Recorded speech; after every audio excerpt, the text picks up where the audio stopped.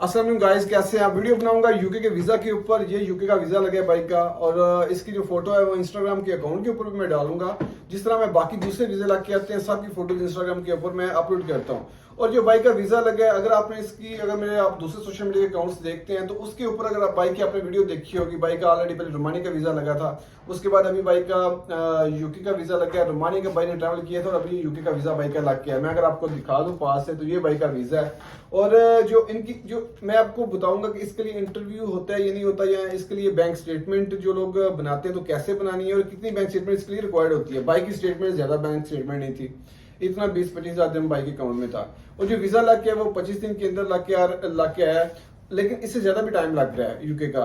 40 दिन भी लग रहे हैं, 45 डेज भी लग रहे हैं, 50 डेज भी लग रहे हैं, लेकिन इतना ही मैक्सिमम टाइम लग रहा है, उसके अंदर डिसीजन आ रहा है। यूके का अगर आपने वीजा लेना है, देखें यूके ये नहीं है कि आपकी ट्रैवल हिस्ट्री है या आपकी एज ज्यादा है तो फिर ही आपका वीजा लगेगा, लेकिन इसके लिए 2-3 चीजें हैं वो सिर्फ मैटर करते हैं। एक, जब आपने एप्लीकेशन फॉर्म फिलअप कर रहे होते हैं उस टाइम आपने जो वहां पे लिखना है आपका मंथली एक्सपेंस यूएई में कितना है, उसके अलावा आपकी आपने वहां पे जाके एक्सपेंस कितना करना है, और दूसरा आपकी सैलरी कितनी है। तो इसके ऊपर आपका वीजा बेस करता है यूके का है। यूके का जब आपने स्टेटमेंट अपनी बनानी है या यूके के लिए जब आप स्टेटमेंट बना रहे होते हैं तो इसके लिए एक मैं चीज बता दूं, आप 6 मंथ की अगर बैंक स्टेटमेंट नहीं अटैच करते तो 3 मंथ की बैंक स्टेटमेंट अटैच करते हैं। दूसरी एक और चीज बताऊंगा कि कुछ लोगों का ये ख्याल होता है कि हमारा वहां पे हमें इन्विटेशन आ गया और हमारा वीजा 100% वीजा है। ऐसा बिल्कुल नहीं होता। अगर आपका वहां से इन्विटेशन स्ट्रॉन्ग इन्विटेशन है, आपके पास बैंक स्टेटमेंट अच्छी नहीं है, फिर भी आपका वीजा रिफ्यूज है। इस बाई का ना तो इन्विटेशन है कहीं किसी ने भेजा था, जस्ट होटल बुकिंग थी साथ में अटैच की और बाई का वीजा लग गया। दूसरी मैं एक और चीज बता दूंगा कि जो मेन चीज है वो बैंक स्टेटमेंट ही मैटर करती है इसके लिए, लेकिन ये है कि इसके लिए कोई इंटरव्यू नहीं है। और बाकी बाइक का जो पहले ट्रैवल था वो रोमानी का ट्रैवल था।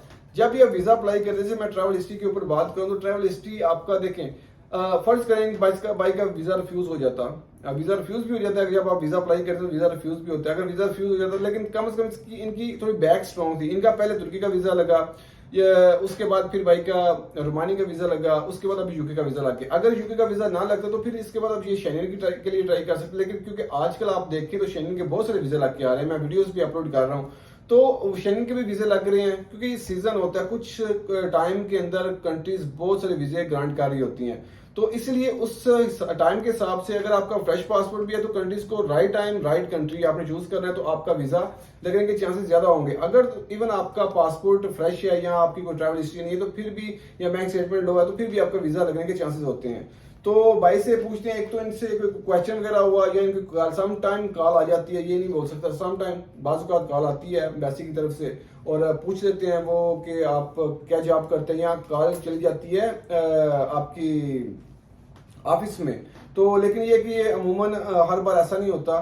कई लोगों को बिल्कुल कॉल नहीं आती और कोई इंटरव्यू इसका ग्रांट नहीं होता। बिल्कुल जैसे ही आपने डॉक्यूमेंट सबमिशन करवानी है, वीएफएस के अंदर बायोमेट्रिक देनी है, देन उसके बाद ये आपका टाइम स्टार्ट हो जाना है। ये दूसरी एक और चीज, अगर तो आप अपना पासपोर्ट विड्रॉ करवाना चाहते हैं तो आप अपना पासपोर्ट विड्रॉ भी करवा सकते हैं पासपोर्ट, लेकिन उसके लिए आपकी जो फीस है वो 300 समथिंग फीस लगेगी। और जो इसके लिए जब आपने, एक और चीज है, एक तो या तो अपने डॉक्यूमेंट्स आप ऑनलाइन अपलोड कर दें, ऑनलाइन आप डॉक्यूमेंट्स अपलोड करेंगे खुद स्कैन करके तो फिर वहां पे जाके 100 समथिंग जो फीस आती है स्कैनिंग की वो आपसे चार्ज नहीं होगी। दूसरा, अगर आप पासपोर्ट विड्रॉ नहीं करवाना चाहते तो पासपोर्ट उनके पास रहेगा, तो जो वही जो फीस 127 यूएस डॉलर जो फीस आ रही है वही आपकी चार्ज होगी, उसके एक्स्ट्रा आपका कोई चार्जेस नहीं है। जस्ट आपने बायोमेट्रिक, आपकी अपॉइंटमेंट फ्री है, आपने जस्ट जाना है वहां पे जाके, या अगर आपको अर्जेंट अपॉइंटमेंट चाहिए तो देन उसके एक 150 डॉलर उसका एक्स्ट्रा चार्जेस आ जाते हैं, लेकिन वो 2-3 दिन बाद अपॉइंटमेंट जो फ्री मिल रही होती है तो उसी को आप चूज किया करें। तो जब आप अपना पासपोर्ट विड्रॉ भी करवा सकते हैं, जब भी आपको चाहे आप अपना पासपोर्ट विड्रॉ करवा लो। फर्ज करें आपने पासपोर्ट सबमिट करवाया हुआ है यूके वीजा के लिए, तो टाइम गुजर गया तो उसके बाद अगर कोई इमरजेंसी आपको पाकिस्तान में जाना पड़ गया या किसी और कंट्री में जाना पड़ गया है तो देन आप सेम टाइम जाए वहां पे जाके अपना पासपोर्ट विड्रॉ करो। अगर सेम टाइम नहीं भी देते, अमूमन मिल जाता है, लेकिन नेक्स्ट डे आप अपना पासपोर्ट विड्रॉ करवा सकते हैं। और जैसे आपको अप्रूवल की मेल आती है, आपने ईमेल देखी होगी कि जब यूके का वीजा लगता है तो your application has been issued उसके ऊपर लिखा होता है। अगर तो इशूड है तो फिर समझेंगे वीजा आपका यूके का लग गया, अगर तो कंक्लूडेड लिखा हुआ है तो फिर आपका समझेंगे वीजा यूके का रिफ्यूज है। और जो मोस्टली वीजा यूके का रिफ्यूज होता है वो सिर्फ बैंक स्टेटमेंट के ऊपर होता है। मैं एक चीज बता दूं, फर्ज करें आपने अपने अकाउंट में 50-60 हजार दिरहम आपके अकाउंट में पड़ा हुआ है और कुछ क्या होता है कि मैं एक और भी चीज यहाँ पे ऐड करना चाहूंगा कि देखें, अगर आप तो आपका पार्टनर का वीजा या इन्वेस्टर का वीजा है, पार्टनर और इन्वेस्टर की भी एक सैलरी होती है मंथली, या आपने सैलरी रख लें। आपका बिजनेस कंपनी आपकी बिजनेस मिलियन दिरहम की बिजनेस कर रही है, लेकिन फिर भी उसमें आपकी मंथली प्रॉफिट होगी। उस मंथली प्रॉफिट में आपने 20,000 25,000 दिरहम हर बार निकाला करें। उसके बाद फिर आपने क्या करना है कि उसको 20,000 आपने डाल दिया, उसमें से 8,000 अपना मंथली एक्सपेंस रख लें और 12,000 दिरहम आपका सेविंग रह गई। इसी तरह नेक्स्ट मंथ भी इसी तरह हो गए, उससे नेक्स्ट मंथ भी इसी तरह हो गए, लेकिन आपका एक भी एक्स्ट्रा डिपॉजिट आपके अकाउंट में नहीं होना चाहिए। अगर तो आपका एक्स्ट्रा डिपॉजिट आपके अकाउंट में आ गया तो फिर वो उस सोर्स का आपको बताना पड़ेगा कि ये पैसा आपकी इनकम जो आपकी यहाँ पे आई है, इसका सोर्स आपको बताना पड़ेगा कि ये पैसा कहाँ से। अगर तो आपने उसका सोर्स नहीं बताया तो देन समझे कि आपका वीजा रिफ्यूज हो। इवन अगर आपकी एक ट्रांजैक्शन भी एक्स्ट्रा है, पूरी 3-4 महीने या 6 महीने की स्टेटमेंट आपने जब जितनी भी आपने स्टेटमेंट लगाई है उसमें एक भी आपकी एक्स्ट्रा ट्रांजैक्शन है, आपका वीजा रिफ्यूज हो जाएगा। तो इसलिए अपनी स्टेटमेंट अगर आपने बनानी है यूके के लिए तो स्टेटमेंट का आपने हाथ से रखना है, कोई एक्स्ट्रा डिपॉजिट ना हो। और फर्ज करें एक महीने में आपका 8,000 दिरहम एक्सपेंस है मंथली और सेकंड मंथ में आपका 15,000 दिरहम पे चला गया, ऐसा भी बिल्कुल नहीं। अगर एक महीने में 15,000 है तो देन अगले महीने में भी 8,000 है तो अगले महीने में भी 8,000 होना चाहिए। ये नहीं कि एग्जैक्ट 8,000, 7,800, 7,900, 8,100, 200 इस तरह होने चाहिए। और उसके बाद सेविंग आपकी उसी लिहाज से होनी चाहिए। और दूसरा, जब आपने वहां पे लिखना है कि जी मैं वहां पे जाके इतना एक्सपेंस करूंगा, तो वहां पे आपने लिख दिया 20,000 दिरहम मैं 8 दिन के ट्रिप के ऊपर लगा के जा रहा हूँ, तो फिर वो हिसाब लगाएंगे इस बंदे की जो सेविंग है वो तो 12,000 दिरहम है एक महीने की, और ये 20,000 दिरहम इसने लिखा, मीन कि अपने 2 महीने की सेविंग वो अपने 8-10 दिन के ट्रिप के ऊपर लगा के आएगा। या फर्ज करें कोई जॉब होल्डर वाला बंदा है, उसकी 8-10 हजार दिरहम सैलरी है या उसकी 5,000 दिरहम सैलरी है, तो 5,000 दिरहम वाली सैलरी वाला बंदा 2,000 मंथली एक्सपेंस है, 3,000 दिरहम मंथली उसका सेविंग है उसकी।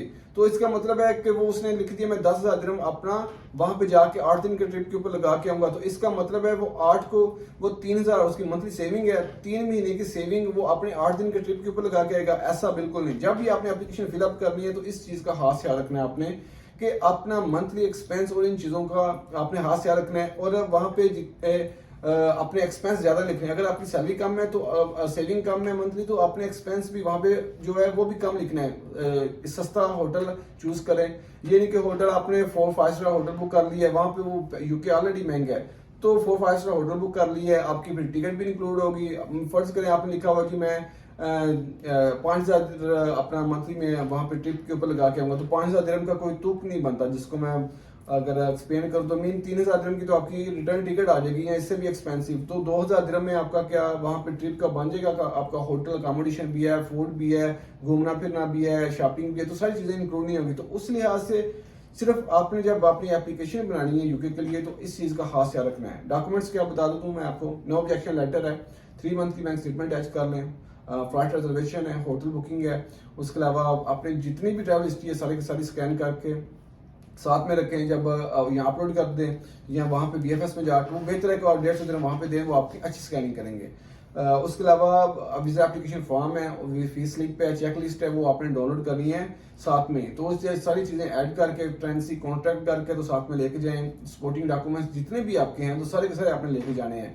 देन उसके बाद आपने वेट करना है, फिर सबमिशन के बाद बायोमेट्रिक के बाद तो अच्छा रिस्पॉन्स आएगा आपका, अगर तो आपके ये डॉक्यूमेंट्स प्रॉपर हैं तो। बाकी इंशाल्लाह मिलते हैं अगली वीडियो में। अल्लाह हाफिज।